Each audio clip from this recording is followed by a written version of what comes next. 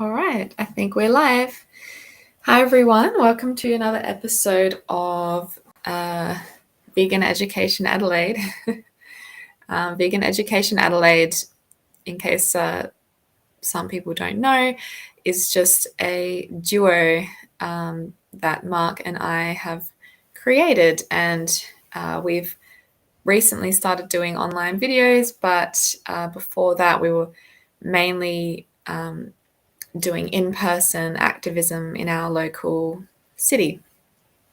But we thought doing some branching into the online world might be worth it. So we do live videos every Saturday. We're trying to work out a consistent time to keep it consistent. But yeah, we're hoping every Saturday now. Hang on. Sundays? It Don't we could have be yoga on Saturday? it could be Sundays sometimes, but yeah, Saturday or Sunday. If you want to know when, you'll just have to have a look in advance because we'll post it in advance. And today we're going to be talking about activism, tales and tactics. So Mark and I have been doing in-person activism really, the first time I did in-person vegan activism was probably like 8 or 9 years ago, maybe. And we've kind of done it on and off since then. So we have a bit of experience, I suppose. And this episode today is dedicated to Lily and Rosie, who live at Freedom Hill Sanctuary in South Australia, where we live. It's a local vegan animal sanctuary. And this is Lily and Rosie. Mark, did you have anything to say about them? Yeah, I suppose I'm not sure if it's Freedom Hill's slogan or just something they had at the end of the caption, but it says "Where life begins," and I just thought it was interesting. Like, they were already technically alive to begin with, but I suppose when you're rescued and you go to a sanctuary, it's like the monetary value disappears, and it's about your intrinsic value. So that there's not really a price tag attached to their death anymore. So yeah, I really liked that sentiment, I guess, like where life begins, because it truly is like their own life now, like they own their life. Does that Yeah, make sense? I think it's a lovely slogan for the sanctuary. Now they can actually experience life just really being cared for, and their life is respected just in and of itself, not because they can somehow be useful to humans. So yeah, that's lovely. So this episode is dedicated to them. All right. So Mark, how's Yes. your week been? Is that a loaded question? Yeah, pretty good. I'm trying to work like really hard during the week and like at my normal job, at my big boy job. So I have Fridays off, and I can get a little bit done around the house. But because I have time off, I tend to try and do activism. So I created like a mini event on our vegan education page, like a flash activism. I don't know if we could come up with a new name for it. But basically, I just go into Adelaide Uni, get a meal from around that area, and advertise that on the Adelaide Uni Facebook group, because we're kind of like part of Adelaide Uni Vegan Club. Just do like mild food activism, I suppose. And then I head into the mall and do about an hour and a half tops of activism, all by my lonesome. Do you ever do it in the uni? Like, have you stood outside the uni or something with the sign? I haven't. We've done it in the past just on the street. I guess I could think about doing that.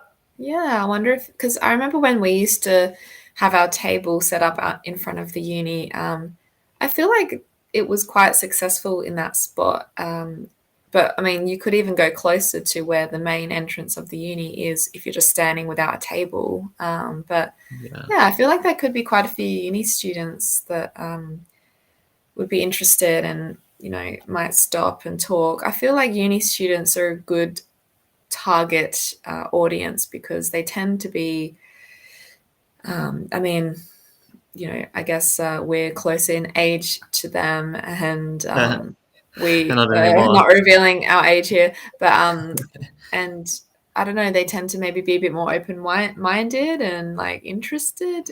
That's kind of the vibe that I got anyway. Yeah. Maybe in that strip. In the mall, we kind of get a mixed bag, don't we, though? Yeah, the mall, I don't know. You get a lot of foot traffic coming past and a lot of people reading the signs that we have, but Mm. not that many people really stopping to talk. And I mean, that can be a number of variables out what we have on our signs. I don't know how open or approachable we seem, that kind of thing. But yeah, I felt like with the uni we used to get a lot of bites. All right. Well, maybe I'll try that next week if there's Yeah. like adequate shelter, like shade or There's just a lot of understand. trees around there, so it shouldn't be. Yeah, We're I'd just coming be into curious. autumn. I'd just be curious to see if that, yeah, is a good spot for you on your Fridays when you go. Yeah.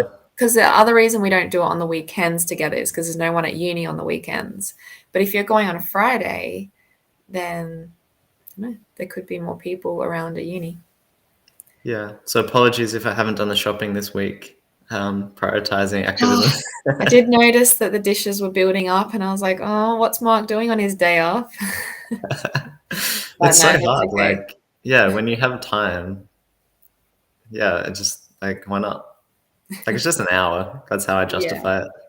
yeah. All right. So, did you have any good conversations yesterday? I did. I was a bit worried at the start. I was standing there for about 20 minutes without talking to anybody, just going through my head of what I was going to say to people, relating it back to the sign, just kind of practicing in my head a bit. Um, and then after that 20 minutes was up, I had three amazing conversations that together totaled an hour, to the point where my phone alarm went off to say I had to go back to my car so I didn't get a parking ticket. So I did have to cut the last conversation short a little bit. Did you want me to run through some of the highlights? Or Sure. Yep. Today's all about activism. So, yeah, so the first guy was a psychology student. I'm not sure what level he's done, but he came from his international student who has like, I'm not sure if it was a partial degree and then got it transferred. But it was a great conversation. Like he was kind of going through that those mental gymnastics to try and come to terms with like values and behavior and like aligning them together. So I was just kind of like pointing out what he'd already like brought to the table, and I found out a little bit about him first to build that rapport. And he was saying like he feels really connected to animals sometimes. Like he was telling me there was a time where he was with a camel and the camel put their head on his chest and he actually started crying from it.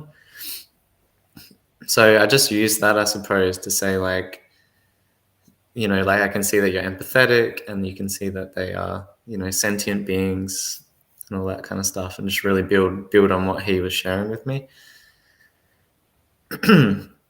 nice. And Yeah, aligning values with yeah, behavior. That's definitely a very psychology student thing to say. oh, that's good then. That's Yeah, what we're trying to help our clients do, I suppose, but we also need to do that ourselves. yeah. So I guess I was trying a little bit of like finding a bit about him personally as well at the same time. Um, And it's hard to do. was that like a good strategy? Was that something you would do again?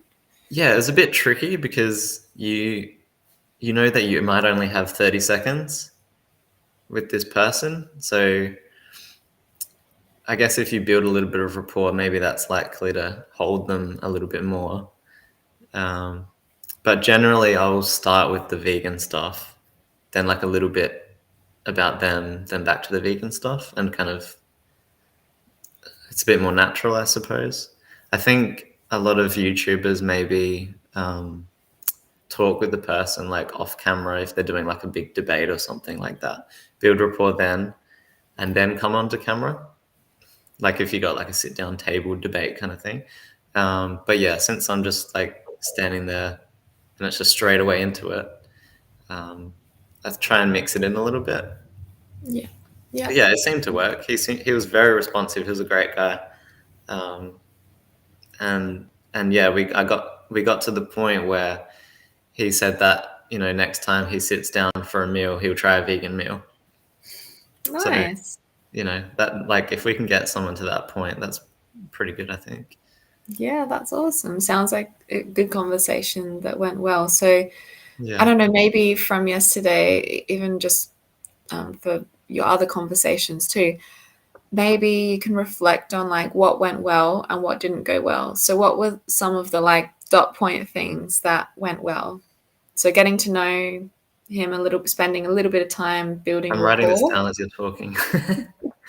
So spending a bit of time trying to build rapport and getting to know him. So I guess this is something that we do a lot. This is a tip or a tactic, I guess, is to introduce yourself. You know, say your name, tell them your name, like, "Hi, I'm Steph," or "Hi, I'm Mark," or what's your name? You know, we ask that a lot. Sometimes people just come up and just start talking straight away, but at some point during the conversation, we always try to, you know, by the way, what was your name, or you know, that kind of thing. So it just helps to, I think, connect connect with them, you know, on a little bit more of a friendly, personal level. So that's a tip. Yeah, you're so right. Like I actually do introduce myself almost immediately. So yeah, you're right. I do kind of start building rapport straight away. Yeah, yeah. It's like you're a person, you know, with a life and like a whole, you know, life that you're living. Like I think it's interesting giving a name or knowing someone's name just is makes it a little bit more relatable or personal. Even with animals, like when animals have a name, you know, it's there's something in the human brain that just goes, they have a name, they're someone, not Yeah. something. Well, they have value beyond monetary value, you know, as we were saying. Hmm. On the like introducing yourself, the third guy I talked to, it was kind of funny because he looked at the sign and he didn't say anything for like 10, 20 seconds. He was like really deeply thinking about it. Like he was like, that's interesting. And I was like, hi, my name's Mark. What's your name? And he didn't respond at all. He was like just too deep in it. He was gone down that rabbit hole for sure. And it took me 3 times to ask him for him to eventually realize, but I didn't want to interrupt him. So that was a bit of an awkward moment there. Yeah, sounds like it. He didn't even respond when you asked his name. Yeah. We'll call him Alice for this podcast. Going down the rabbit Camel. hole. Oh, I was thinking of the camel, Alice the camel. Because you said No, he that was hugged the a first camel. guy. That was the first guy. Oh, Cameron. So they're all called Alice in the story. because they're going down the rabbit hole. Yeah. Yeah. Okay, so something that works well is introducing yourself, getting to know them a little bit. Like you might ask something about them, like, are you studying at the moment? Or, you know, especially for outside the uni, that's a good question to ask. Yeah. And I think it's interesting that you say that you talked to a uni student, because we were just talking about that, how that might be a good idea and how Yeah. they're more likely to stop. Yeah. They do leave Yeah. the uni. Whoa.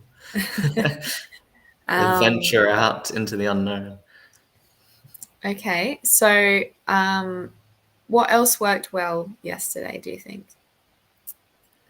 I should have written all this down. I wrote dot points of like the interaction, but I didn't get around to writing dot points of the critique, I suppose.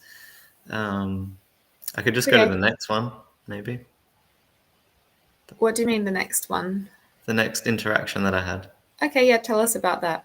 Because that's probably one that I've mulled over a little bit more because it wasn't a great interaction. Well, I'm not sure. Like, it could be. I don't know what that person took away with it. So this guy proceeded to, in the middle of the mall, demonstrate how to kill a sheep, like almost immediately. I guess to demonstrate that he's worked, on a farm, and that it's done quickly and, humanely. So it was like just, yeah, and I kind of knew where this was going. I knew it wasn't going to, well, like maybe it would turn into a great conversation, but he talked about how sheep are killed and how cows are killed. And I said that I didn't really know too much about that, but I knew that pigs are killed in gas chambers in Australia. Um, so like before I went out, I don't know if I told you this stuff. I went on do you know Debug Your Brain, the YouTube channel? Yeah, you've told me about that. Yeah, he's got a Patreon, and he has some free, like very short videos of like quite graphic stuff. But one of the videos is like pigs in gas chambers. So I just downloaded it straight to my phone and had it on the home screen. So you could just click it and it's like 15 seconds or something. So I did say to the guy, look, like I don't know much about cows and cows and sheep. But I do know that pigs in Australia are killed in gas chambers. Like, what do you think about that kind of thing? And he said to me that that would be a good way to go, even for humans. So at that point, I tried a very different strategy that I haven't tried before. I just completely called him out and said that he wasn't being intellectually honest. Like, that's like a really horrible way to die. And yeah, we went back and forwards a little bit, but the conversation really didn't get further than that. Like, he didn't seem from the start that he wanted to have an honest discussion. Yeah. So yeah, I guess I tried like a different approach where like I kind of called him out on his BS. Yeah, yeah. Yeah, so, and do you think that was helpful, or like how did that end? So I guess I got a real feeling of what it's like for a lot of YouTubers who do activism for the views. Because like making him bite that bullet, I think people even around us in the mall could tell that he was the unhinged out of the two of us, and I was just like remaining calm and collected and calling him out, I suppose. Because one guy did walk past and be like, "Oh, like don't worry about him" or something. Like even his friend was like trying to get him away, kind of thing. Like he understood it was pretty unhinged. One guy walked past and was like, "Oh, good job! Like keep doing what you're doing," kind of thing. So it was almost like, yeah, more for the people that were watching than the guy himself. So yeah, I don't really know how I feel about that. I think I'd have to think about it a little bit more. Yeah, I mean, I guess the reality is that not everyone that comes up to us is coming up to us with a genuine curiosity and a genuine desire to really talk about and understand veganism or animal rights. They might be triggered by the sign or something, and they might come up because they're feeling some kind of cognitive dissonance, and they, just, I don't know, are trying to make themselves feel better, or just have some kind of other agenda, trying to make a fool of us, or yeah, they're not really, like you said, intellectually honest. So I think it's good that you kind of called that out, because it was true. He wasn't really being honest, and if someone's not going to be honest, then what more can you really say to them? Do you think it's a good idea in those situations? I mean, I guess you kind of have to just play it by ear a little bit. Sometimes it's better off just letting them leave and not kind of trying to engage with them further. Yeah, it's tricky. You kind of just have to make that decision in the moment if you think that the conversation's going to really go anywhere, or if it's, a useful conversation.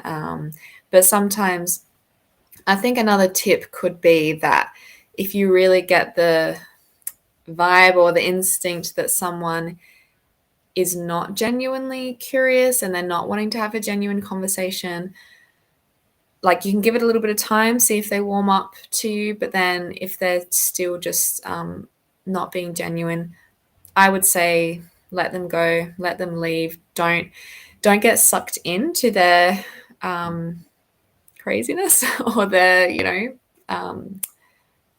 disingenuous conversation. Yeah, just don't get sucked into that back and forth that goes round in circles and doesn't go anywhere, because it's kind of a waste of your time, and there could be someone else that would come up and talk to you instead that would be more genuine and would be a better conversation. So yeah, I think some people, maybe when they do activism, they get a bit too, when trolls, I guess, maybe come up and start saying ridiculous things, they get heated and they start to argue, and they say, like,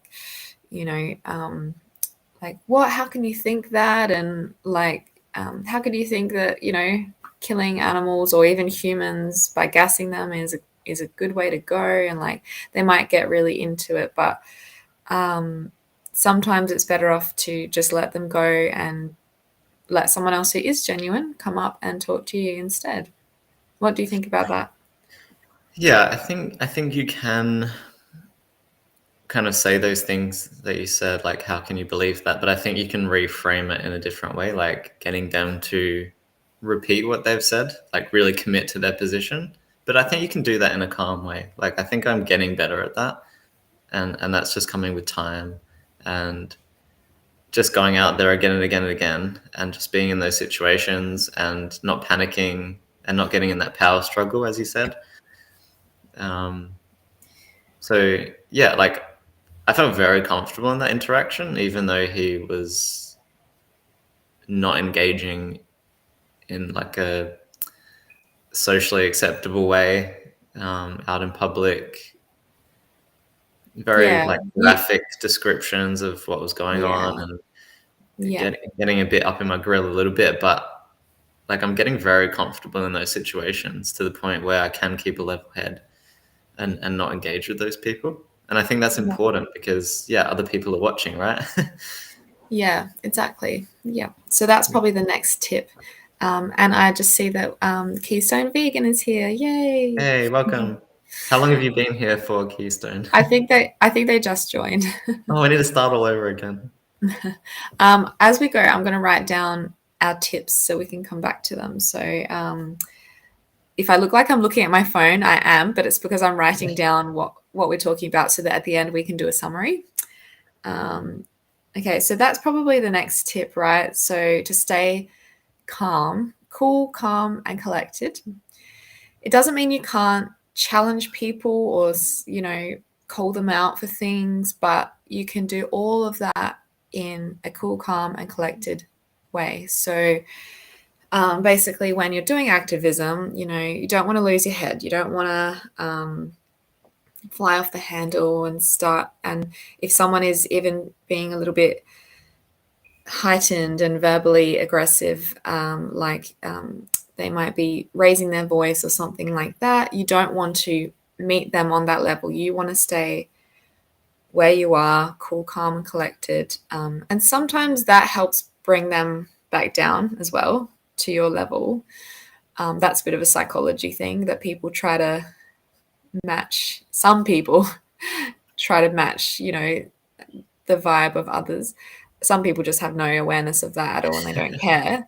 But staying calm through everything is definitely a must do. And I know we don't like making activism sound difficult because, we don't want to turn people off. But unfortunately, that's probably one thing that you just need to practice. Like that's just going to come with time, and at the start it feels very uncomfortable, but just getting out there, you just learn to have a bit of a thick skin. Yeah. You know. And I guess, like, I think maybe another thing people might worry about with doing activism is that someone's going to get like aggressive, or that it's going to end up in an argument, or that. But whilst you might get some people that get triggered, and they might raise their voice, or they might try and provoke you and say something ridiculous to you, it's very rare that it goes beyond that. We've never had anyone like physically attack us or anything like that. And if you are in a busy public place, which is the best place to do activism,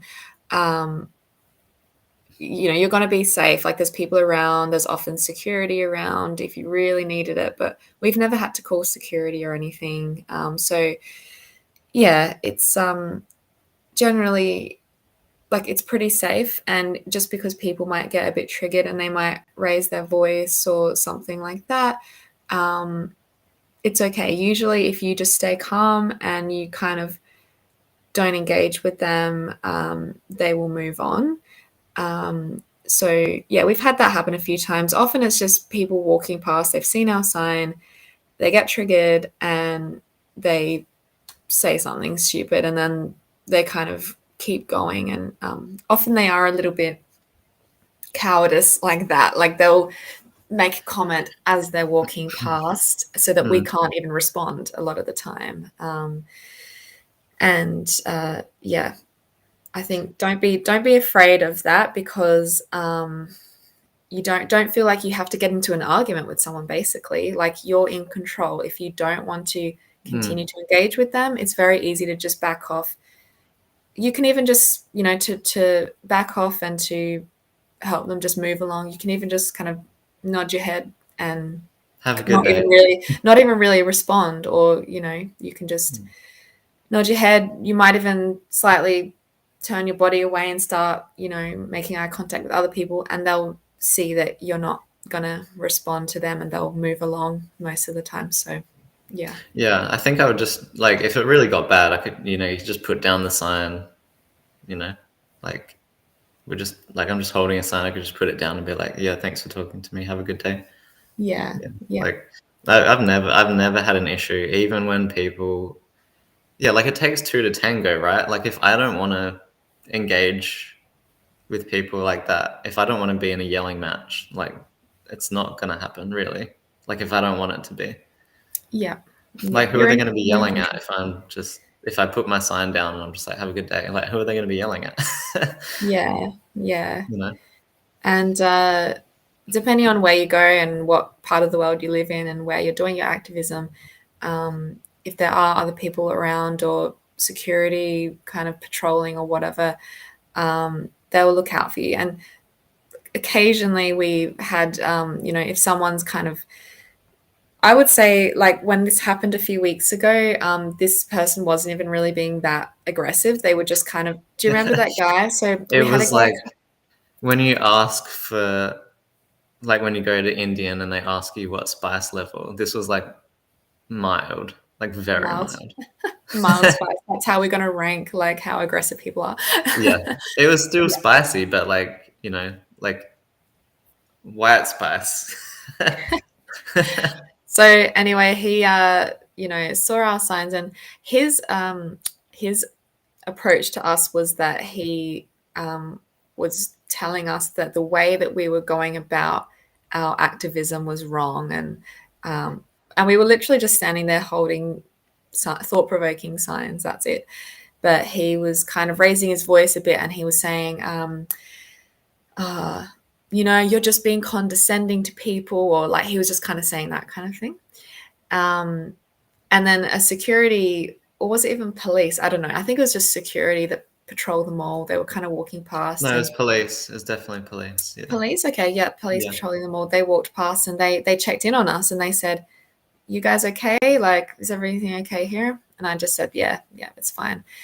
And with this guy, we just kind of, at first anyone that approaches us, we always kind of give them a chance. We always try to see if they will engage, but we saw that he was just being silly, and we basically just said, okay, have a good day, and he moved along. Yeah, our sign, we have a few signs. We could talk about our signs now, I guess. We have a few signs that... Oh, it's backwards in the camera. Yeah, so that one says, is there a moral difference between those we respect and those we eat? And then it says, share your thoughts down the bottom. That one says, same, is there a moral difference between those we protect and those we eat? And then I have one that has a pig and a dog, and it says, is there a moral difference between those we love and those we eat? So we've got a few like that.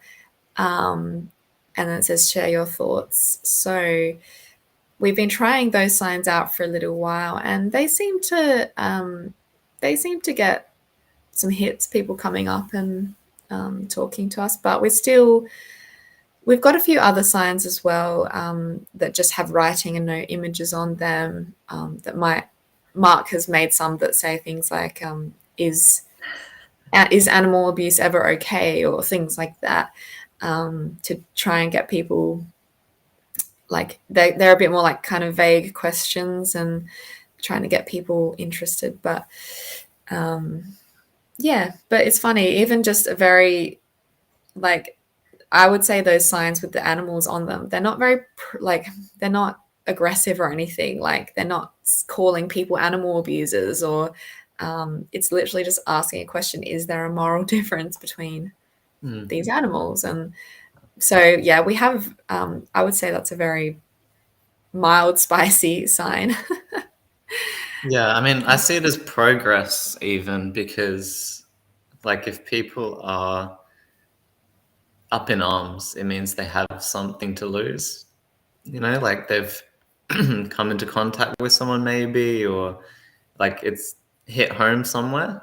So I don't know, like I take it as a bit of a sign that, you know, vegans are in the game, you know. Like, not that it's a game. I don't like using that word, but in Yeah. the fight maybe. Yeah. And I also think the language in our sign is quite reasonable.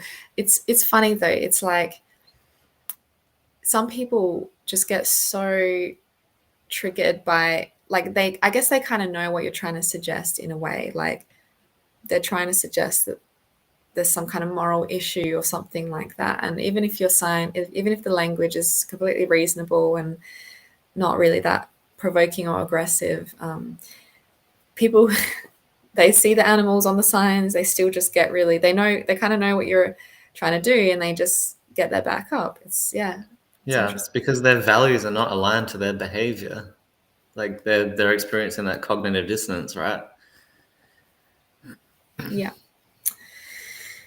Yeah. So, okay, what are some other tips for activism? So far we've got introduce yourself, and build rapport. Like, just spend just a few seconds even of time just building rapport. Introduce yourself, ask them what their name is, ask them like a bit about themselves, what do you do, or something like that.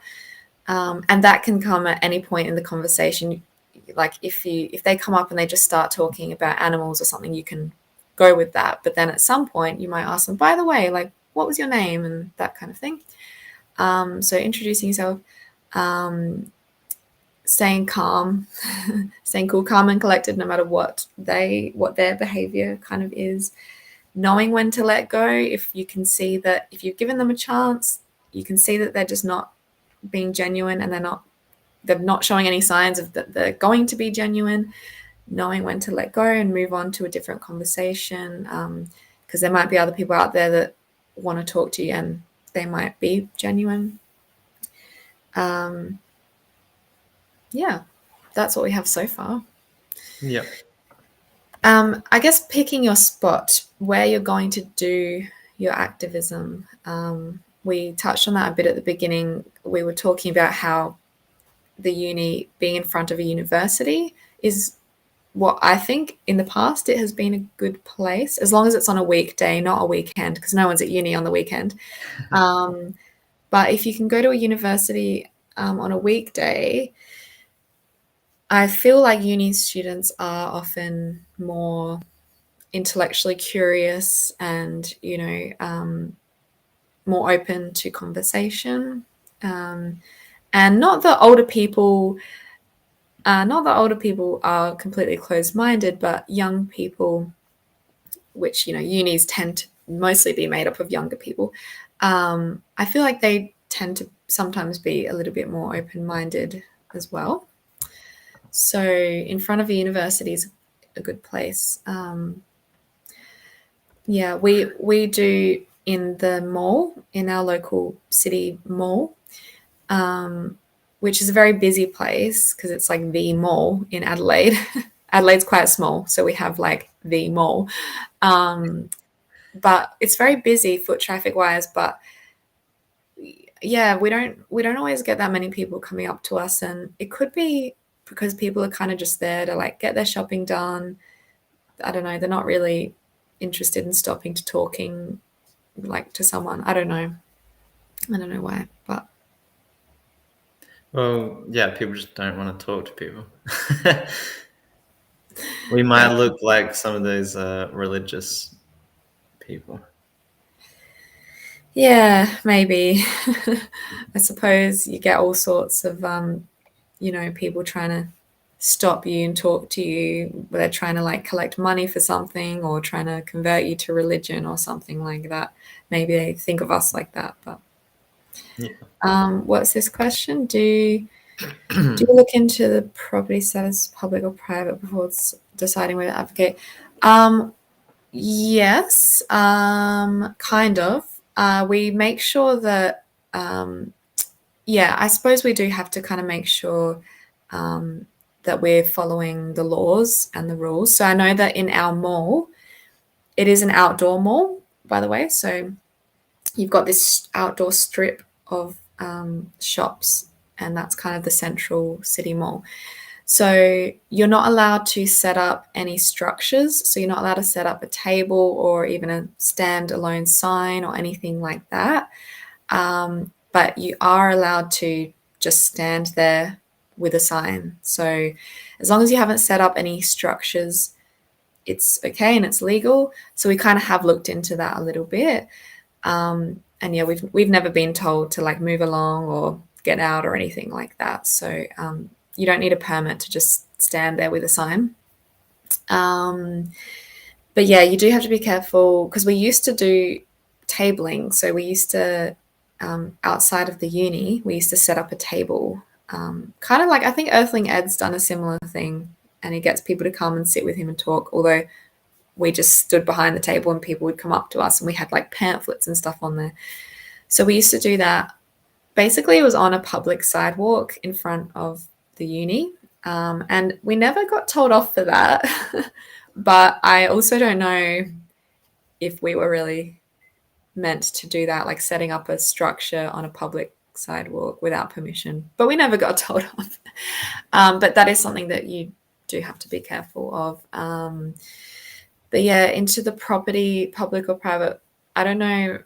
Yeah, I don't know if I've really looked that far into it. We kind of just know what we're allowed to do in the mall. But if I was going to try out a new place, like I was thinking of, we have this really popular beach in Adelaide. And again, there's all sorts of shops around there. Like it gets quite busy. So I was thinking we could try go there. So, but we might have to look into that, whether it's public or privately owned, or what we're allowed to do there. Even with leafleting, if you want to hand out leaflets, there are rules around that. So obviously, because there can be a bit of an issue with like litter, people taking a leaflet and then just dropping it or that kind of thing. You've got to look up whether you're allowed to leaflet in certain spots as well. So I would suspect that near the beach, we wouldn't be allowed to hand out leaflets, but I'll have to look into that. Yeah, on leaflets, we just have like a QR code like this. Yeah, so we do have We have some more like larger resources. I think it's good to have leaflets if you're allowed to, because yeah, we don't just hand them out to everyone though. If someone comes up to us, they're talking to us, they're genuinely curious, then we'll give them something to take away with them, you know. But we're not just standing there like trying to, hey, take this to random Yeah. people. Yeah. So like I I don't really like carrying the like big bulk when I'm by myself particularly. So we just have like QR code on a small piece of paper. Um, that's for like if we get heaps of people helping us. But we also made like a business card. So it's just in like a little container, and then it's just like a business card with our details and logo. And I don't think that's leafleting. Like if you're having a conversation with someone and then you're like, oh, like feel free to like send me an email. This is like a business card. Like Yeah, true. we're allowed to give out business cards. Yeah, that could be a loophole around it. I wonder if that would count as leafleting. It might still, because it still might pose a risk of like littering, and I don't know. No. It's like in my pocket. It's not like I'm holding them or anything. Like it's in my pocket. So it's just like at the end of the conversation, I'm just like, yeah. And then no one has to see it, you know? It's just like 1 second down. Yeah, yeah. Yeah, I think the QR code has been good as well. I guess another way around it is if you, let's say you're just not allowed to leaflet or hand out any paper or anything, you can have a sign with the QR code on it. So I'm not sure if that's what a Justice for Animals did, but yeah, you can have the QR code on a sign so that people can just scan it and walk away rather than handing them out. But we do have paper, like we do hand out the paper QR codes for people to take away with them. But yeah, you could just have it on a sign, I suppose. Yeah, I remember we were in the mall maybe like a month or so ago, and one of our QR codes ended up on the ground. I'm not sure if it was from us because it's quite windy or someone from the public, but I've never run so fast to like grab it in case we get in trouble. Like sprint over and just like stomp on it. I don't think we would have. Yeah, I don't think we would have gotten in trouble for that. But yeah, Littering. Oh man. In a yeah, you know yeah, in Australia, that's pretty damning. yeah. Okay, so how about we talk about some more like detailed tips and tricks for activism, like in terms of conversations and what to do if people ask you this, ask you that. So we've already kind of gone through like trying to determine if someone's genuinely curious or not, and knowing when to let go. But let's say there is someone that's kind of genuinely curious and they're asking all sorts of questions, or sometimes you do get people that are trying to catch you out, I suppose, like maybe a gotcha moment kind of thing. Like, so they might, I don't know, say random facts or figures that maybe you've never heard of before, that are meant to be like an argument against veganism or something. Sometimes that can happen, but maybe, so I think one tip that I would say would be don't get too bogged down in facts and figures. So I guess for one thing, anyone can say anything really. And, often I'll just say, oh, okay, well, I haven't really heard of that. Like, I haven't heard that before. If they say some random statistic or something and I haven't heard of it, I'll just be honest and I'll just say, I haven't heard that before.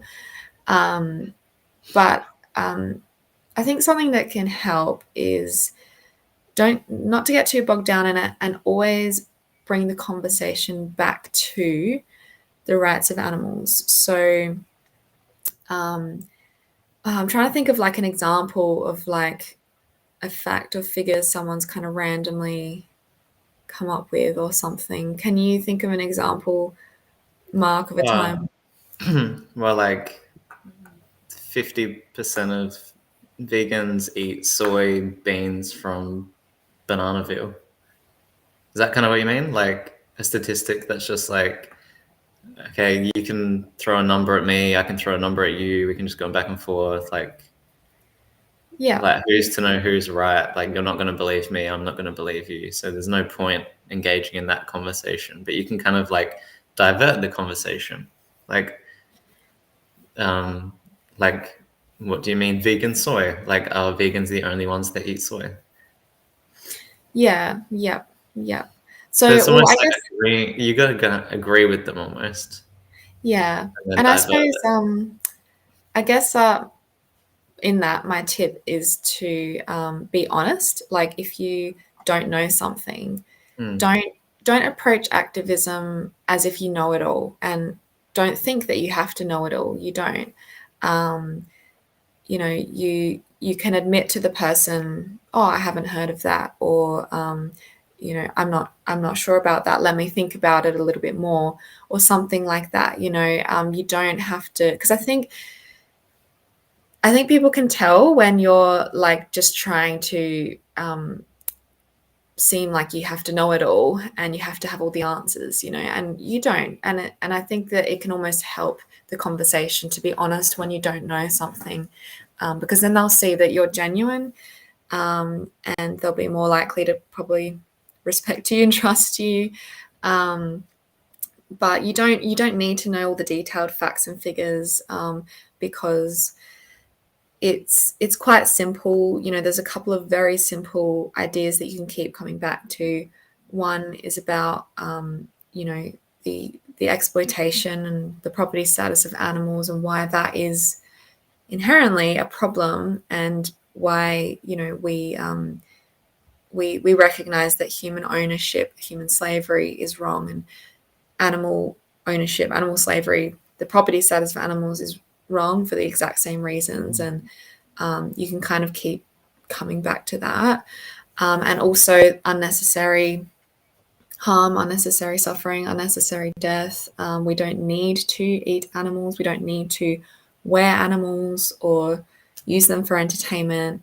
And so you can kind of keep coming back to that as well. Like there are a couple of key, simple ideas about veganism that most people already do agree with, that you can kind of keep going back to, and you don't necessarily need to know all the facts and figures and that kind of thing. And yeah. Yeah. Like we said, I think most people hold similar values, at least in their mind, and it's just their welcome contrarian. I don't like talking about health, contrarian. Sorry, I don't know shit. I don't know anything about health. Like just personally, I don't. Well, we know that you can get all the amino acids for Oh, I'm protein. alive. Like that's like what else do you need to know? Like, You come can on, I'm almost 10 years, baby. I think that it's good to know a bit about basic health. Like, so, you can tell people that, you can get all your protein from plants, and that all the essential amino acids are found in various plant foods and that kind of thing. Like, it's good to have a little bit of basic Yeah, knowledge, maybe the basic, but I just feel like but we're not um, nutritionists. Gladiator, like, are you not entertained? Like, am I not alive and standing in front of you? Like, sort your shit out. Yeah, the Okinawa Yeah. diet. I like the Blue Zone. Have you seen the Blue Zones on Netflix, Contrarian? I really like that documentary. I Um, often, yeah, I know this is a bit of a fallacy, but I do often like to show off to people by telling them that last year, we hiked the tallest mountain in Malaysia together. We've both been vegan. Well, I've been vegan for like 13 years. You've been vegan for like 8 years or something. Um, and, we do hiking. We hiked the tallest mountain in Malaysia last year. I've done it twice now. And, we're very fit and active. We go to the gym, that kind of thing. So sometimes I'll say that to people just as like proof, like I'm not this weak little, um, not this weak little vegan. And like I've been vegan long term now, and I'm still doing these active things. So sometimes I do that. I know it's a bit of a fallacy, but well, it's the point that you can do it. Yeah. at the end. You're Like not if going you to can do die. You're it, not going to then die there you if you go. go vegan. 16 years, jeez, good on you, contrary. Oh, wow. Yes. Longer than all of us. I can tell you the last story, the last Alice that I spoke to, and that can lead into maybe like what we've been talking about. This guy was telling me of this movie that he saw, and he couldn't remember the name, and I haven't looked it up. But he said there was a lady that had pigs, and she like respected the pigs and like looked after them really well, but she needed to kill them to eat them.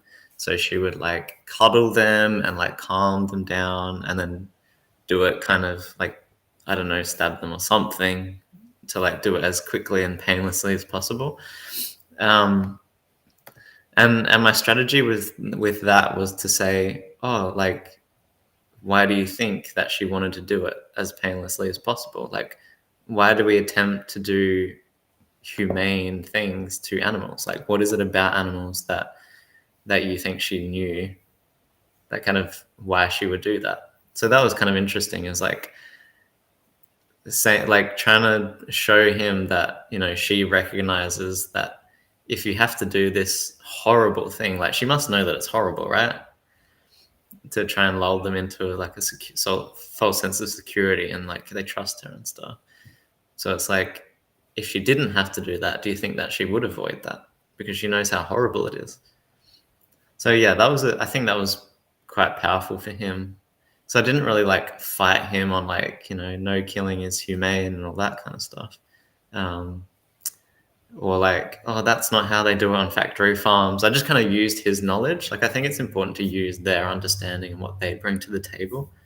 Yeah. And as I said, like, I think most people have the right values. So you just kind of got to almost find a way to agree with them and then kind of redirect. It's like the martial arts, you know, like, yeah, subconscious empathy. It's like martial arts. A lot of martial arts kind of use the power or the movement against the opposition. So it's kind of like using their ideas and what they bring to the table to kind of shine a light on their own behavior. Yeah. You're kind of, yeah, martial arts is very flowy. You know, you kind of go with the flow and you don't try to resist, but you work with it. And yeah. Yeah. Well, I Yeah. mean, you can block. You can do blocks and stuff. But like, yeah. Yeah. That's what the cops Um, are for. at least in karate, I don't know about some of the other ones, but yeah, I think that's a really good tip as well. Like, use what they're bringing to the table, work with it, and try and kind of use the underlying values or ideas to, you know, challenge them a bit. And maybe another tip is, I just, yeah, I have to say this one before I forget, but like sometimes people will um, try and bombard you with questions, right? That so, and you see this a lot on like TV interviews or you know, more so like on interviews, but you know, the one that stands out is like Piers Morgan, when I think he was talking to Earthling Ed or something like that. But that it's just like question after question, like, what about this and what about that? And, you know, you vegans, like, what about plants? What, like, and they'll just bombard you with questions. Um, and I think it can almost like, I think some vegans faced with that might be like put into this defensive mode where they're like trying to answer all these questions and come up with like a fact or figure to like answer the question or dispel a myth or something. But I think it's if you come across some form of this in real life activism, I think it's always a good idea to, you might answer, you know, the first question, or you might answer a question, and then if they try to ask another one, just be like, hang on, like, what do you think about that? Like, what do you think about what I just answered, like that first question? Like, just try and stop that. Like, Barrage. ask them what they think about your response. Don't just let them like keep asking questions so that you're just defending and like answering. Ask them what they think about your answer. Like, did your answer satisfy them? Like, do they agree? Like, you know, so yeah, you want to try and avoid like just always being on the defensive and having to answer their questions. you want to be able to ask them some questions back, even if it is just, what do you think about that? And that's a common thing that we'll ask people. What do you think? We're not just there to be interrogated. Like, we want to know really what do they think about this issue, and have a conversation. Yeah, thanks, Contrain. Yeah, what about crop deaths? Crop deaths, though. But that's a good example, right? Is like you ask them like, oh, like what is it about crop deaths that concerns you? Like, are you concerned about crop deaths? It's like putting it back on them. You can say, yeah. Because, yeah, a lot of vegans will say, oh, like, we don't kill any animals in food production. They'll try and, like, fight back with statistics. But I think what you're good at, Steph, and what I've heard you use is agreeing with them, saying, like, yeah, crop deaths isn't good. Like, what do you think? Yeah. And then immediately it diffuses the situation. Like, we're both agreeing that crop deaths is bad. We're just deciding, okay, it's bad because animals die. And then we're kind of back to square one. Mm-hmm. Let's not exploit them, and we can figure out the crop deaths together. We're on the Yeah. same team, y'all. Yeah. Yeah. So that would definitely be a good tip, is if you answer a question and then they just start asking you a different question, just pause, like come back to it and be like, hang on, like, what do you think about my answer just then? And see how that goes. Okay, I reckon we might have to like do our summary soon, because we got to go to our yoga class. So, were there any other tips to just add on before we summarize for you, Mark? I'd say there's probably a lot of stuff that we haven't covered. Yeah, I mean, you just got to get out there, and I think a lot of it is to do with just being out there and being confident, and just putting yourself in these situations and working out what works for you. Like, it just takes time. Like, there's no perfect way to do it. Yeah. You can read about it. You can watch YouTubers, how they do it. But until you get out there and you just do it a lot of times, then it's going to be a struggle. Yeah, and I think just got to learn as you go. Yeah. And yeah, going out yesterday, like by myself in the mall, and just feeling like confident, I suppose, because I've done this so many times now. Yeah, it's quite powerful. And That's good. yeah, I hope I'm doing a good job, like representing the animals, like that's what we're here for. It's not about ego and like being right to be right, like we're just trying to advocate for the exploited animals. Yeah, I've done activism so many times and talked to so many people, but I still get a little bit nervous every time I go out. I think that's normal. Like, it's a bit of a nerve-wracking thing to just stand out there in the middle of all these strangers and kind of inviting strangers to just come up and talk to you. Like, it's normal to feel a bit nervous, a bit anxious about it. But I think it's something that's still really valuable to do. And if you can push past that anxiety and that nervousness and just do it, then you do get less nervous over time, and it's always worth it, So I guess you can do something even if you feel nervous. The nervousness isn't going to hurt you. You can still do it. Yeah, that's my psychology brain coming out now. All right, so should we do a bit of a summary about our points? Sure. Okay, so the first tip for activism was to obviously be friendly and introduce yourself, make it a bit more personable. So at some point in the conversation, just asking them their name, and like you can do it at the beginning, like, hi, I'm Steph, like, what's your name, or something like that. Or if they just come up and start talking, you just get into it later on in the conversation, you can just kind of be like, by the way, what was your name? And I'm Steph, that kind of thing. So just spend a little bit of time trying to build some rapport, and that can be quite powerful in itself. You might even ask a little bit about themselves, like what do they do, like what brings them to the mall today, or something like that. But you know, you don't have to spend too much time on that kind of stuff. You don't want to seem creepy, like like you're trying to know everything about them. But yeah, just asking them a bit about what they do if they're a student or something like that. What are they studying? You know, stay calm always. Cool, calm, and collected in your interactions. It has lots of benefits. It will help them to like have a calm conversation with you as well. And if they get a little bit heightened, if you stay calm, they can sometimes just bring themselves back down to your level. But also for the people who are onlooking, the people who are kind of walking past and like watching you talk to people, staying calm. Like if you're the cool and calm one, that's going to reflect well on you. And if they're the one losing their head, that's going to just make them look unreasonable and them look bad. Not that we want people to look bad, but like we don't want us to look bad, basically. Better them than us. Yeah. Better you than me. The next tip is to know when to let go. Try and gauge whether the person is genuinely curious or whether they are capable of kind of having a genuine conversation with you, whether that's their intention. And if not, know when to let go. You know, you don't want to waste heaps of time trying to argue with someone who's just not being genuine. You know, and to end the conversation, you might just start backing off a bit and, you know, just kind of nodding but not really saying much. And then you might say even something like, all right, well, thanks for coming up and talking to us. Have a good day or something. And that might move them along. Because, yeah, there might be other people that are genuine that want to come up and talk.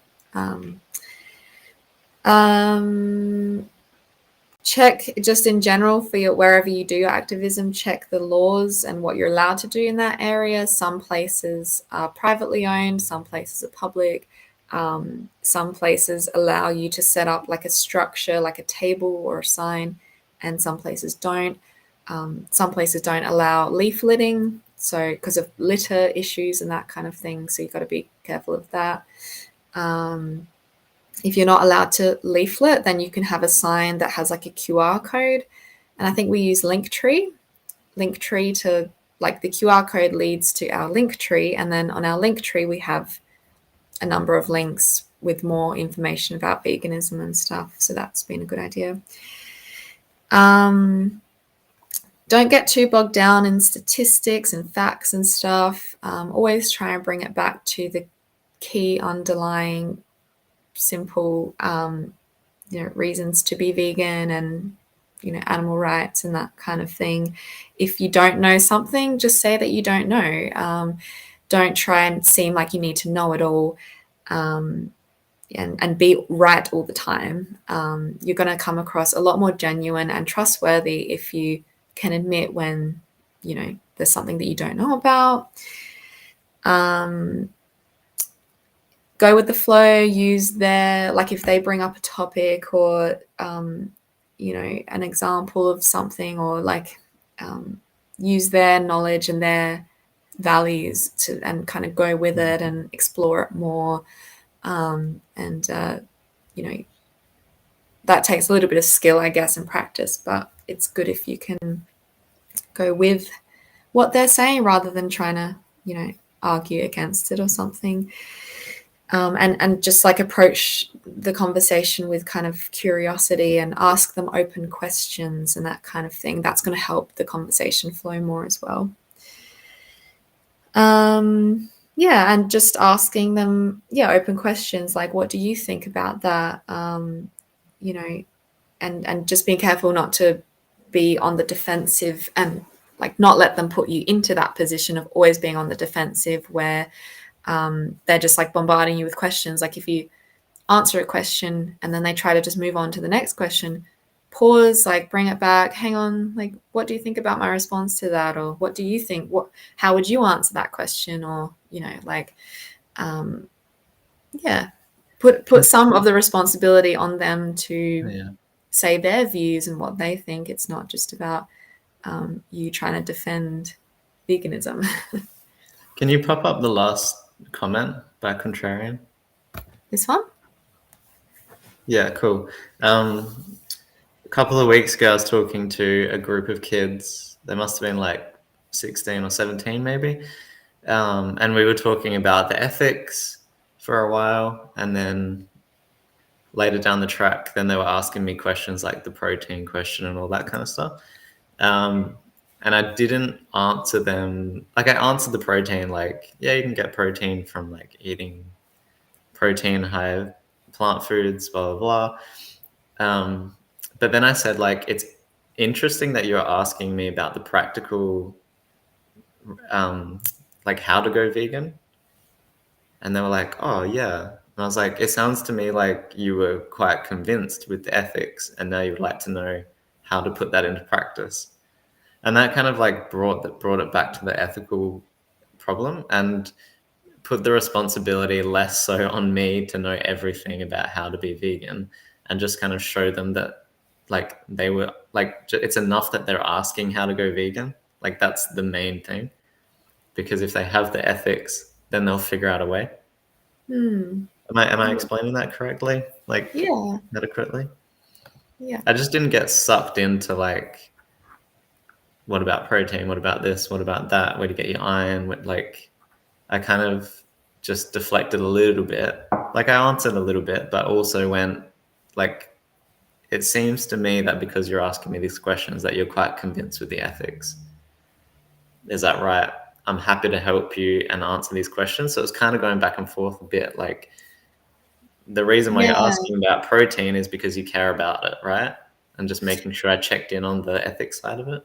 Yeah, I kind of had a conversation similar to that last Saturday when we were out there, and yeah, this guy, he came up and talked to me, and yeah, he was just kind of talking about the like physical health side of it, and so I kind of did the same thing. I was like, oh, so does this mean that you think that it is a good thing to be vegan, like ethically, and that you're kind of convinced from a moral standpoint? And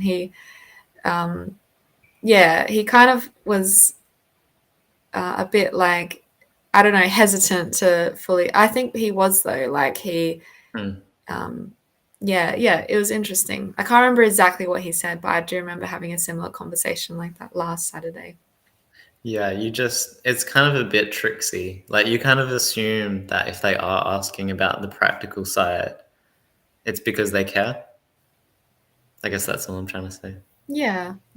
Like they're not asking moral questions because they're convinced morally. So that now they're just Exactly. asking the practical stuff. Yeah, it's interesting. Cool. All We're gonna go to right. yoga because Yeah, we're we're gonna strong go. vegans now. Yeah, so gonna go build our strength in yoga class. We're white vegans. We do yoga. It's such a white vegan thing to do, isn't it? Yeah, only one of us has leggings though, so I better go get those on. All right, I think we'll probably be back next Saturday at this new time. I hope that's Yes. okay that we're doing it an hour earlier No, to no, fit we're in gonna our. have it at 9 o'clock because we're interviewing Jana. Oh yeah, next It's a weekend. special interview. Yeah, next weekend there is no yoga because it's the Easter long weekend. So we'll do it at the old time of 9 o'clock, 9 a.m. our time. So it will be an hour later than it was today. But we're interviewing. Are we interviewing Jana? Are we? Yeah, about online activism. We're gonna pick her brain a little Oh, bit. yeah. Okay. So we'll be interviewing Jana. So she's I don't know how long she's been vegan for. I guess we can ask, but um, she's a vegan friend of ours, and she does a lot of streaming, like on Twitch and things like that. She's a musician. She like um, writes and like makes her own songs and that kind of thing. And yeah, I guess she'll be interesting to talk to next week. See what she has to say. Yeah, it should be good because I'm just, that online space is still very new to me. So I'm excited to pick her brain about that. Yeah. Yep. I remembered to put up the closing caption today. Yeah. All right. Cool. Well, thanks for joining us, people in the chat, and Yeah, for anyone awesome. watching this later. Yeah, we'll see you guys next time. So yeah.